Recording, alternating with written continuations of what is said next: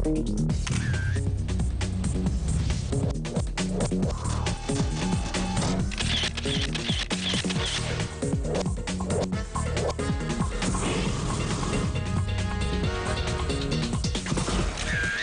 a photographer, I'm documenting, but as an artist, I can commemorate. And so I feel very fortunate that my work is accepted and appreciated by the troops. You have to have a trained eye. Photographers, most of the time, see the surrounding area differently than the untrained eyes. I'm not very comfortable posing and taking direction necessarily all the time, but I love to give it, so that's the perfect job for me. Here we go, yeah, perfect. Stick your butt up. Good.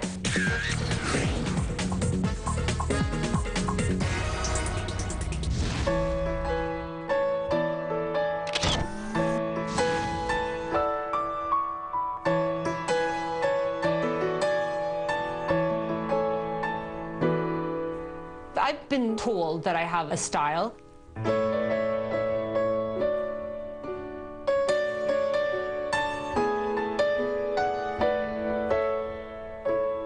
I would say definitely was influenced by the artwork of the Renaissance.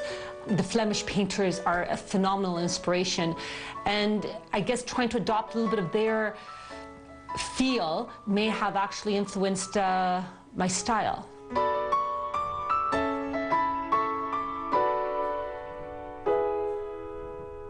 What I try to capture is some positive sides, some strength, the courage, the beauty and the goodness in people.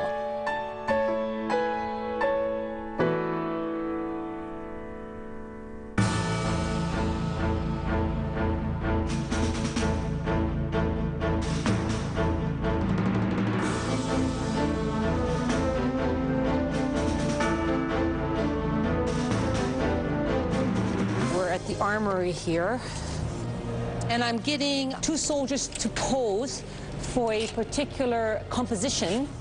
They were in Afghanistan over the last year or so, both of them with the National Support Element. So basically they were part of convoys that were leaving the bases and delivering supplies to the forward operating bases, and that's where the danger is. So these guys have put their lives on the line. So by looking at this one here, it starts off with photography, and then I do oil paintings of certain elements, and then I mesh things together with the photograph. So basically, I'll add shadows or details or things. Like, you know, for example, you don't have desert boots on you right now. That will be, that I can easily do later in Photoshop. Okay, so you're forgiven, okay? But I'm just saying, those are like little details that I would be able to manipulate or control, right?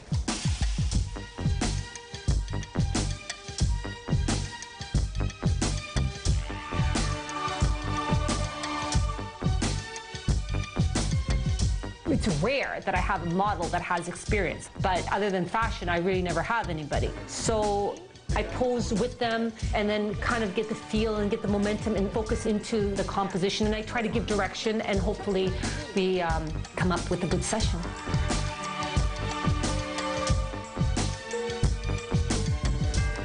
Working with these guys is absolutely great. They listen to orders, they show up on time, no bikini prima donnas with these guys, right? And they really are supportive of my work, so it actually gives me great satisfaction to be able to create something for them. So yeah, they're like the best. And they're the best looking too, right? Talking about you guys.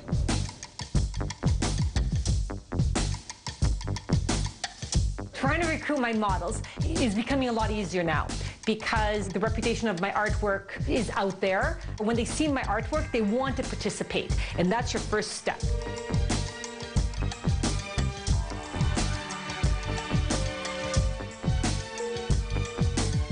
Some of the work I've done for newspapers focused on lifestyle, you know, portraits, celebrities, sports figures, fashion, and subjects like that.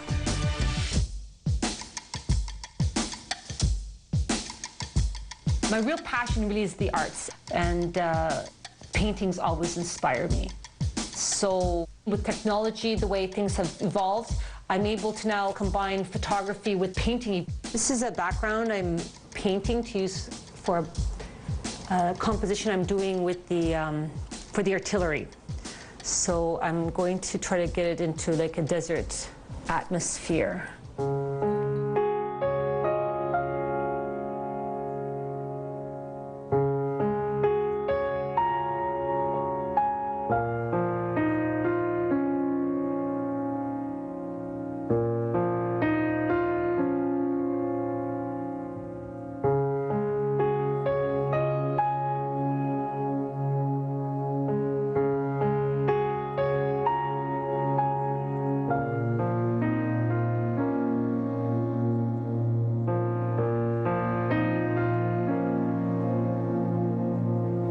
In Afghanistan, it's all the sun and sand you can handle, with temperatures reaching above 40 degrees Celsius. It was quite an interesting area to see, and definitely with all the mountains that are around you, and being in Kabul, they received a lot of the same weather that we do down here, and when I arrived in March, we got a little bit of snow there as well.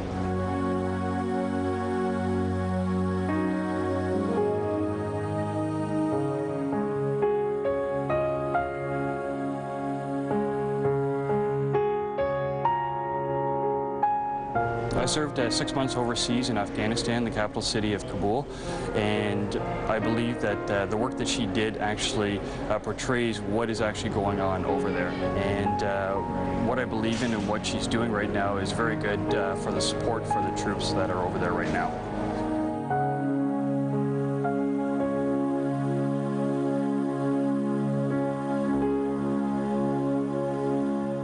Well, sitting there underneath those lights, it felt like I was back there in Afghanistan. Wasn't it hot?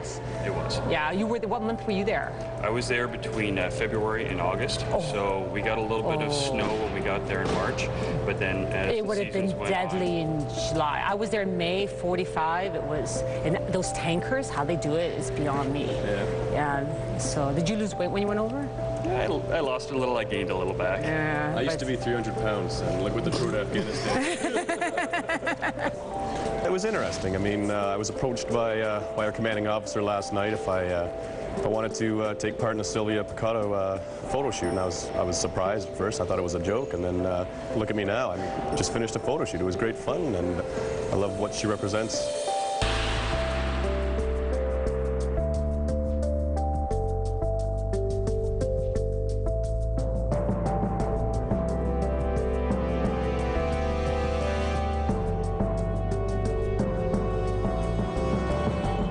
I feel an affinity when I'm with the soldiers, and if you know, and especially now what they're going through over there, is important to me. As a photographer, I'm documenting, but as an artist, I can commemorate, and so I create an image, a composition that hopefully best illustrates what they're doing. And I feel very fortunate that my work is accepted and appreciated by the troops. So it's really a privilege. And now it's becoming my life.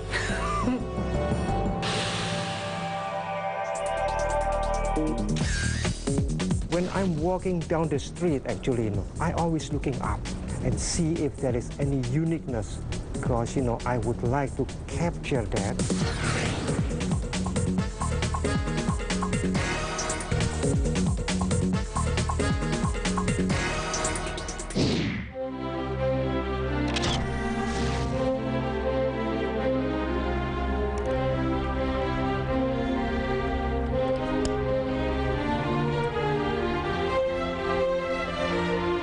Well, I've been doing photography since my tender age of 12 or 13 years. And since then, I'll never look back. I always do some photographs here and there, wherever opportunity arises. And I remember a very, very good Chinese proverb that says, you know, if you like what you're doing, you never work a day in your life. And I think, hey, that's something that I would like to pursue. I want to be that way.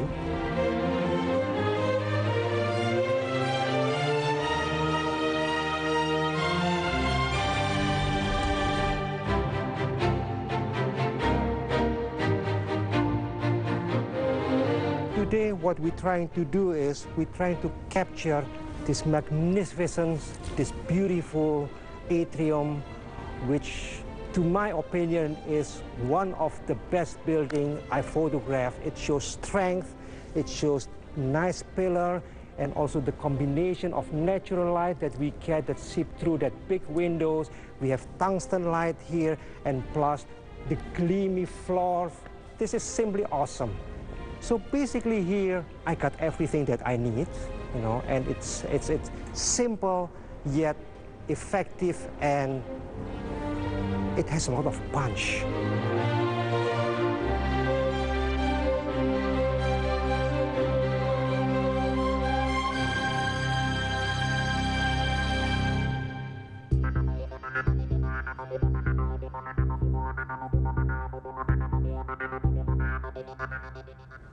I actually try everything at the beginning. I did fashion, I did food photography, I did weddings, I had family portraiture. But you know, architectural, interior design, and product photography, I think that's my passion.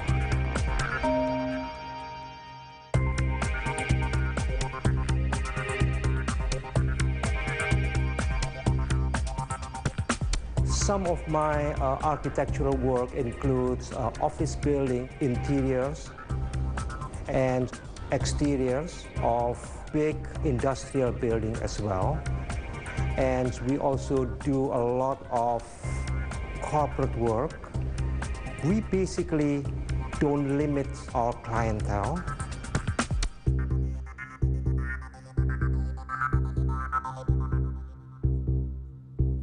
When I'm walking down the street, actually, you know, I always looking up above the ground level. I look up and see if there is any uniqueness, whether it's a shape or as a carving or a design, you know, because, you know, I would like to capture that, and that's the reason why I'm always looking up.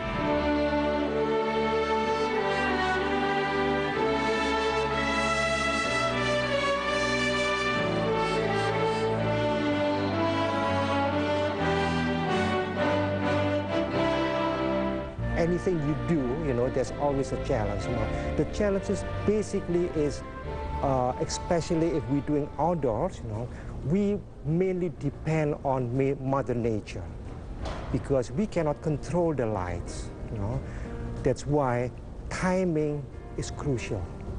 If we're using artificial lights like interiors, you know, I always try to use also a little bit of natural light, which is the sunlight, to help to enhance and to polish the finished product. And that's why whenever I'm going to a photo shoot, before that, you know, before a few days before, I always scout the site, make sure that everything is within my specification, and basically I only can see what I will get at the end before even the photograph was taken.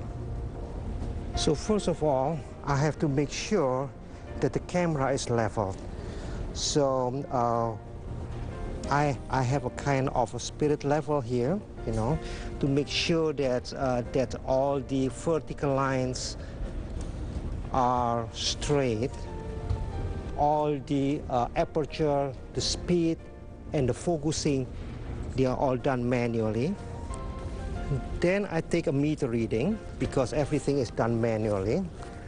I meter the highlight, because I expose to the highlight. And when I get the appropriate meter reading, what it says here on my meter, I usually open it by 1 f-stop. The reason why is so I can get also details of the shadow. Do I miss film or transparency? The answer is no.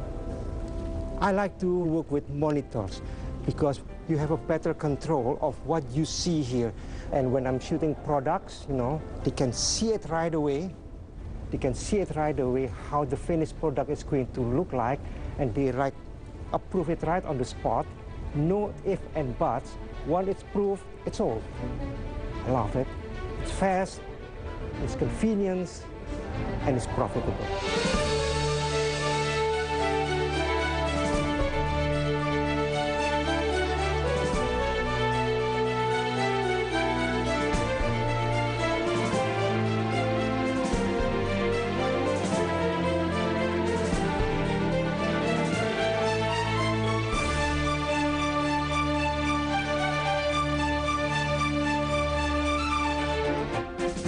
I would say that the photographers, most of the time, they see the surrounding area differently than the untrained eyes. Very, very often, I took a photograph of something, you know, and either friends or whoever always told me, why are you taking this, you know, this is nothing, you know. But when they saw the result, they said, wow.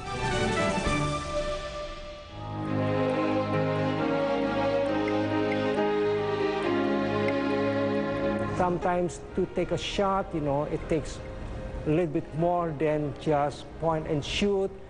Sometimes you have to wait until the lighting is perfect, the condition is perfect, and sometimes it takes time, but it's really worthwhile. And I'm not looking for quantity, but I'd rather go for quality.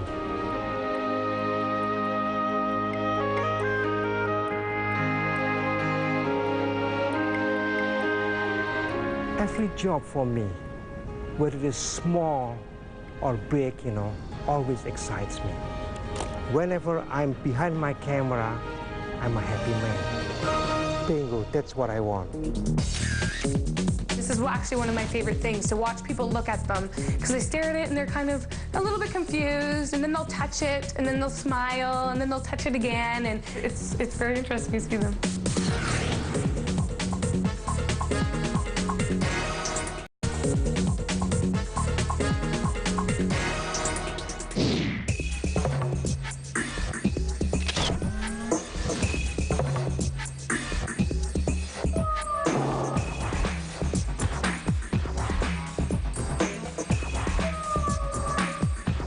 My passion for photography really comes from me being such a dreamer. I love making new worlds in my head and different people and just altered realities, really. I really love to study and read books on psychology, transpersonal psychology and physics, and just different ways of being able to see the world and how things happen. So I think my passion really thrives from being able to create that in my photography. And to work with models and get them excited about this new world I'm creating is such a thrill.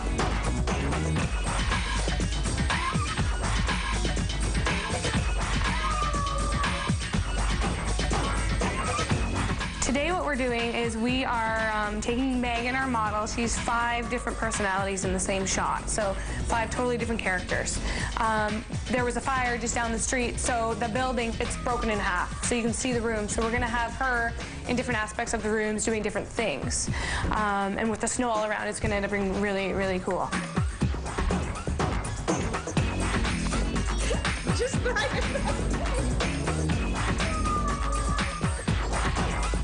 the set that I'm sitting on right now, this bed, this is the main aspect of the main image we're doing today, where the model's going to be on the bed. Other props that we need are already shot separately, so we're just going to really build it in the computer. The majority of the creative work I do, you really build it. The model isn't necessarily sitting on a chair when she will be. The reason the bed is here is because it's such an important aspect of the shot today. Naked.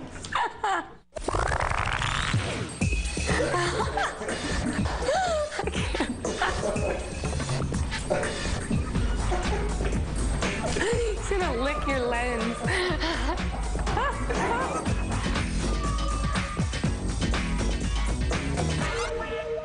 I needed to photograph myself for a photo show I was being a judge of. They needed a bio picture, a biography, everything. So instead of just doing a normal picture, I decided, you know what, I might as well take my vision of things and my photography in with my bio picture. So these are what I came up with, and then I just ended up doing a whole series of photograph self-portraits.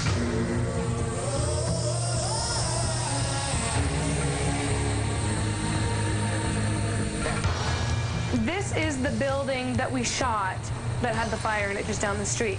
These pieces in here are from a dollhouse that I photographed, and we put them in already. The bed on set right now that the model will start on will end up being here, and we're going to build more snow from other photographs and build it into the bed, and so it looks like she's kind of on a snow bed. Then we're going to have her and other various personalities around the place and her up there ironing. So basically this is the rough image so far of it starting to be put together.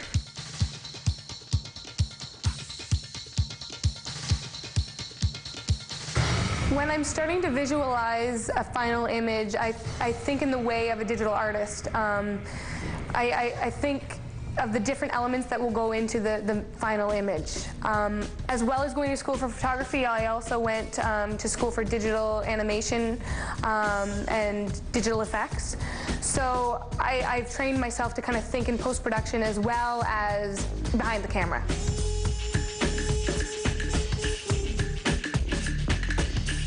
Of course, I can't do this by myself, so I have an amazing creative styling team. I show them my vision, I tell them the story that I want it to say, they come up with an idea.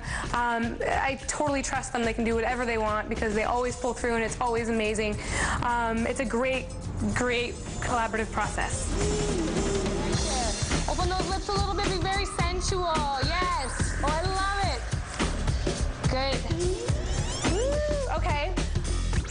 If you believe something, that is your reality. That is what's going to happen. So everything is really controlled by your reality, your thoughts. So I really love to explore that and make people see what could be there, what that could be, even though it's not really there. Look at the magazine. Make a reaction like, oh, what's this I'm reading? Like a shock. I work really fast because I go in there already knowing exactly what I want her to do, and we work with that, we get it quick, once it's done, and we're on to the next.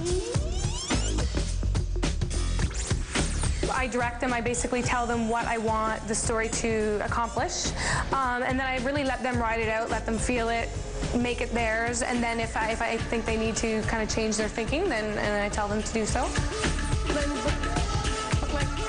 It's definitely like acting. The models, they're not just there to look beautiful, even though they do look beautiful. But yeah, there's always a story, there's always something deeper in the image, whether the viewer sees that story or not. There is a story there, the model gets it, and she acts it out in a visual way.